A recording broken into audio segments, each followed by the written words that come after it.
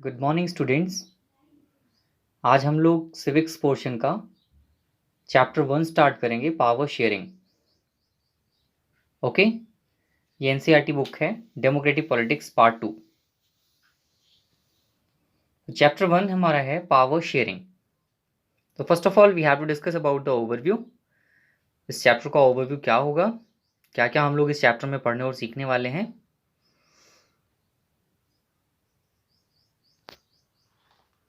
With this chapter, we resume the tour of the democracy that we started last year.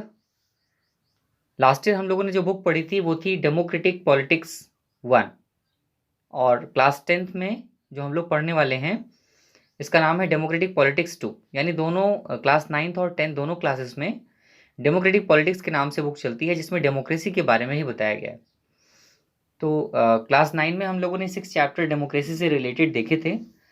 Class 10 में जो पहला chapter है वो हमारा पावर शेयरिंग का है, लेकिन ये सारे के सारे चैप्टर्स जो है वो डेमोक्रेसी से ही रिलेटेड है। सो दैट इज़ वाई यहाँ पर ये कहा गया है कि with this chapter we resume the tour of the democracy. हम अपने डेमोक्रेसी को सीखने का जो दौर है उसे यहाँ पर फिर से स्टार्ट करेंगे, that we started last year. और डेमोक्रेसी के बारे में पढ़ना हम लोगों ने लास्ट ईयर से ही स्टार्ट कर रखा है, क्लास 9 में ही हम लोगों ने पढ़ा है काफ़ी कुछ डेमोक्रेसी के बारे में। तो we noted last year that in a democracy all power does not rest with any one organ of the government. जैसा कि हम लोगों ने पढ़ा था कि जो डेमोक्रेसी है इसमें सारी की सारी जो पावर है वो गवर्नमेंट के किसी एक ऑर्गन में नहीं निहित होती है। दैट मीन्स गवर्नमेंट का कोई एक ऑर्गन जो है वो सारी पावर्स को नहीं होल्ड करता है। पावर का जो है वो डिस्ट्रीब्यूशन होता है, डिसेंट्रलाइज जो गवर्नमेंट सिस्टम है वो फॉलो किया जाता है। तो an intelligent sharing of the power among the legislature, executive and judiciary is very important to the design of the democracy. In this and the next 2 chapters, we carry this idea of the power sharing forward. We start with the 2 stories from Belgium and Sri Lanka. Both these stories are about how the democracies handle demands for the power sharing. The stories yield some general conclusion about the need for the power sharing in democracy. This allows us to discuss the various forms of power sharing that will be taken up in the following 2 chapters. यानी इस पूरे के पूरे chapter में हम लोग देखेंगे कि पावर शेयरिंग जो है वो कैसे होती है, डिफरेंट जो ऑर्गन्स ऑफ द गवर्नमेंट हैं उनमें पावर शेयरिंग कैसे की जाती है। पावर शेयरिंग को हिंदी में कहते हैं सत्ता का बंटवारा। तो पावर शेयरिंग का मतलब सत्ता का बंटवारा। ये सत्ता का बंटवारा जो है वो डिफरेंट गवर्नमेंट ऑर्गन्स में कैसे किया जाता है, इन सारी चीज़ों को इस चैप्टर में हम लोग पढ़ेंगे। इस चैप्टर की स्टार्टिंग में हम लोग जो है वो केस स्टडीज़ के 2 स्टोरीज़ को देखेंगे, जहाँ पर बेल्जियम और श्रीलंका को लेकर के बताई गई हैं एग्जाम्पल के रूप में, जिससे हम ये अच्छे तरीके से समझ पाएंगे कि किसी भी कंट्री में जो पावर शेयरिंग है वो कितनी इम्पोर्टेंट है, पावर शेयरिंग हमें क्यों करनी चाहिए। इन सारी चीज़ों से हम थोड़ा सा अवेयर हो जाएंगे, इसीलिए ये स्टोरीज़ यहाँ पर दी गई हैं।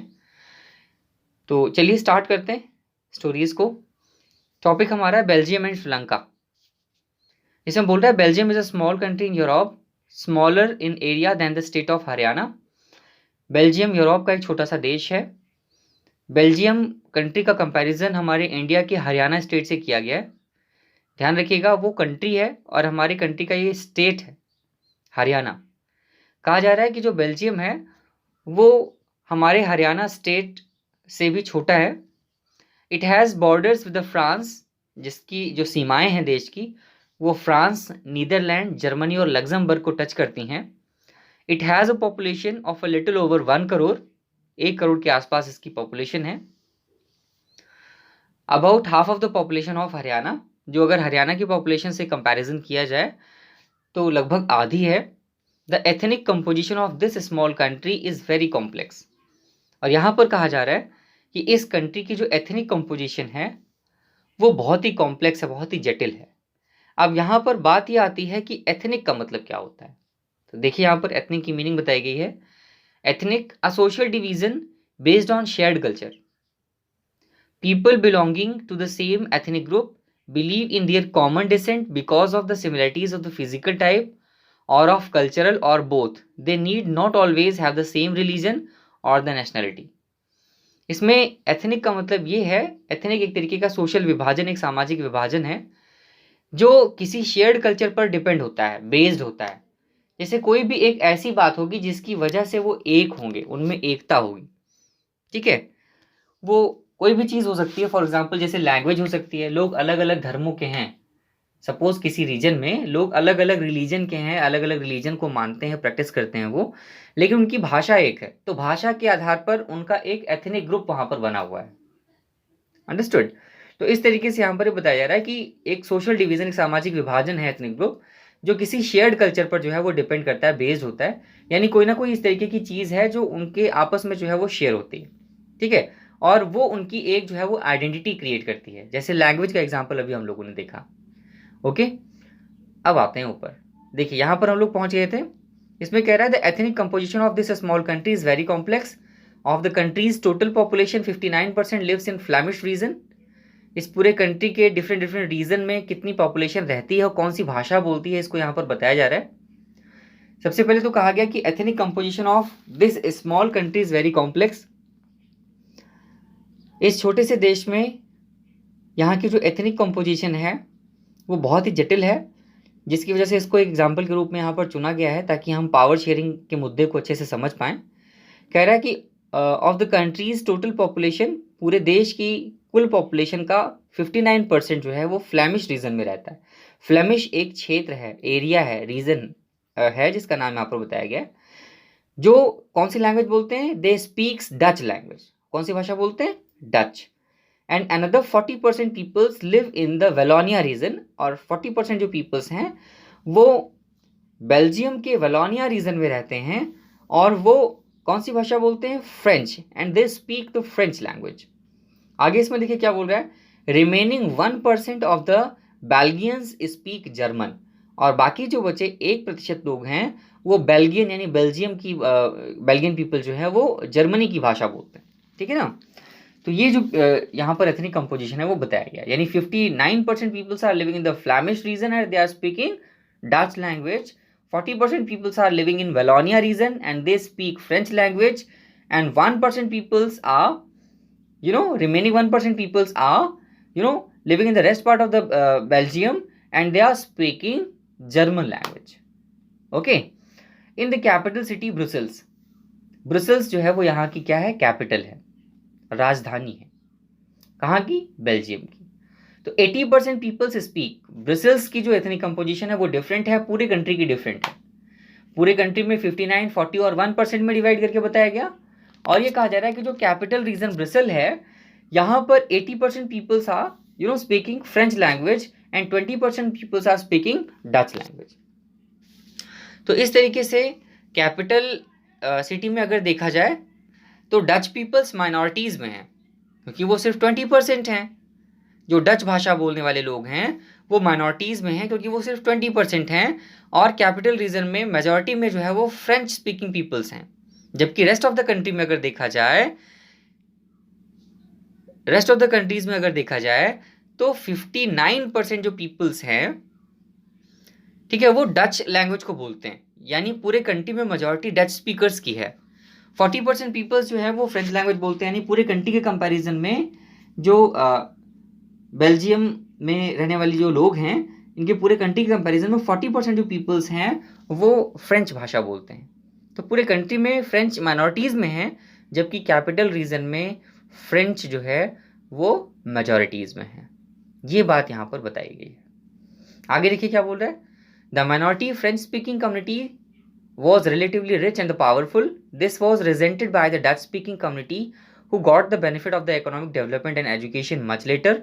This led to tension between the Dutch speaking and the French speaking communities during the 1950 to 1960.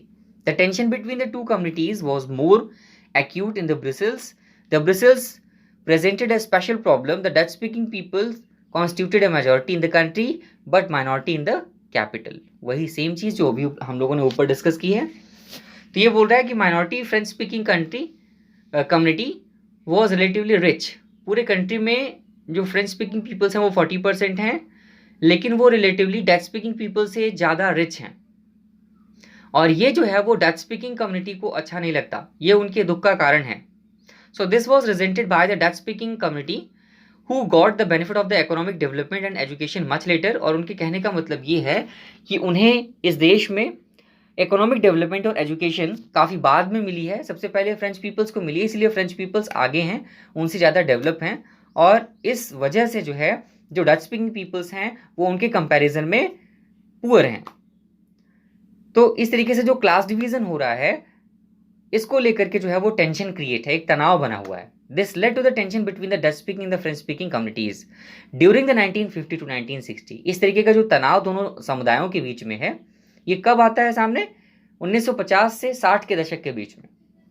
The tension between the two communities was more acute in the Brussels. ये कह रहा है जो टेंशन है बिटवीन द टू कम्युनिटीज, इन दोनों communities दोनों समुदायों के बीच में, was more acute in Brussels, वो कैपिटल रीजन में और भी ज़्यादा एक्यूट हो जाती है। क्यों? क्योंकि फ्रेंच स्पीकिंग पीपल जो पूरी कंट्री में माइनॉरिटी में है वो कैपिटल रीजन में मेजॉरिटी में है। अभी हम लोगों ने पढ़ा था ना, उसी को यहाँ पर कह रहा है कि Brussels presented a special problem. The Dutch speaking peoples constituted a majority in the country but minority in the capital. Okay, ये मैप है बेल्जियम का। इसमें ये जो सिंबल्स दिखाए गए हैं इसके अकॉर्डिंगली आप इस मैप को देखेंगे। फ्लैमिश रीजन येलो कलर में दिखाया गया है, ब्रिसल्स जो कैपिटल रीजन है उसको ऑरेंज कलर में दिखाया गया है, रेड कलर में वेलोनिया रीजन है, वेलोन फ्रेंच स्पीकिंग पीपल्स वाला, और रेड लाइनिंग वाला जो एरिया है वो जर्मन स्पीकिंग पीपल्स का है। 1% peoples were speaking German language, जिसे हम लोगों ने पढ़ा था। आगे देखिए इसमें क्या बोल रहा है, let us compare this to the situation in another country. अब दूसरी कंट्री श्रीलंका में हम देखते हैं कि वहां पर क्या हो रहा है। कह रहा है Sri Lanka is an island nation. Sri Lanka एक तरीके का आइलैंड नेशन है, just a few kilometres off the southern coast of Tamil Nadu, जो तमिलनाडु के साउदर्न कोस्ट से कुछ ही दूर पर है। आप लोग इंडिया के मैप में देखते होंगे, इंडिया के मैप के नीचे जो है वो श्रीलंका बना हुआ है। It has about the 2 crore people, जहाँ पर लगभग 2 करोड़ की जनसंख्या जो है वो वास करती है। About the same as in Haryana, लगभग हरियाणा के बराबर ही है। Like other nations in the South Asia region, Sri Lanka has a diverse population.